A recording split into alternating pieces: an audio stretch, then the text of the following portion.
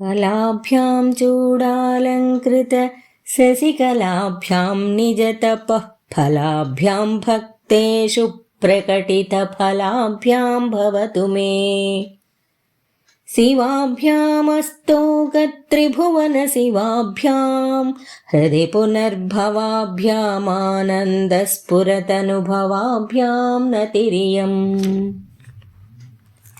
गळन्ति शम्भो त्वच्चरितसरितः किल्बिषरजो दळन्ति धीकुल्या सरणिषु पतन्ति विजयताम्।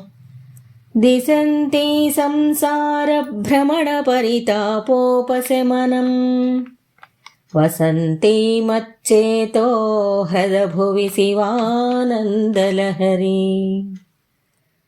त्रयीवेद्यं हृद्यं त्रिपुरहरमाद्यं त्रिनयनं जटाभारोदारं चलदुरगहारं मृगधरं। महादेवं देवं मयि सदयभावं पशुपतिं चिदालम्बं साम्बं शिवमतिविडम्बं हृदि भजे। सहस्रं वर्तन्ते जगति विबुधाः क्षुद्रफलदाः न मन्ये स्वप्ने वा तदनुसरणं तत्कृतफलम्। हरिब्रह्मादीनामपि निकटभाजामसुलभं चिरं याचे शम्भो शिव तव पदाम्भोजभजनम्। स्मृतौ शास्त्रे वैद्ये शकुनकवितागानफणितौ पुराणे मन्त्रे वा स्तुतिनटनहास्येष्वचतुरः। कथं राज्ञां प्रीतिर्भवति मयि कोऽहं पशुपते पशु मां सर्वज्ञप्रथितकृपया पालय विभो।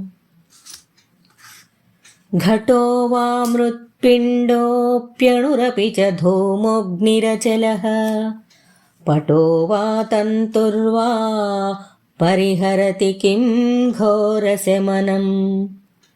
वृथा कण्ठक्षोभं वहसि तरसा तर्कवचसा पदाम्भोजं शम्भोर्भज परमसौख्यं व्रजसुधीः।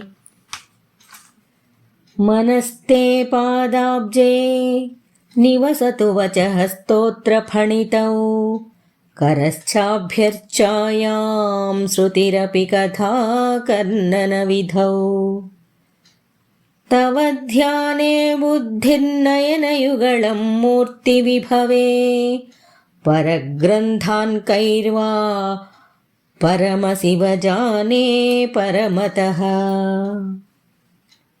यथा बुद्धिः सुप्तौ रजतमिति काचास्मनिमणिः जले पैष्टे क्षीरं भवति मृगतृष्णासु सलिलम्। तथा देवभ्रान्त्या भजति भवदन्यं जडजनो महादेवेशं त्वां मनसि च न मत्वा पशुपते। गभीरे कासारे विशति विजने घोरविपिने विशाले शैले च भ्रमति कुसुमार्धं जडमतिः। समर्प्यैकं चेतः सरसिजमुमानाथ भवते सुखेनावस्थातुं जनैः न जानाति किमहो। नरत्वं देवत्वं नगवनमृगत्वं मशकता पशुत्वं कीटत्वं भवतु विहगत्वादिजननम्।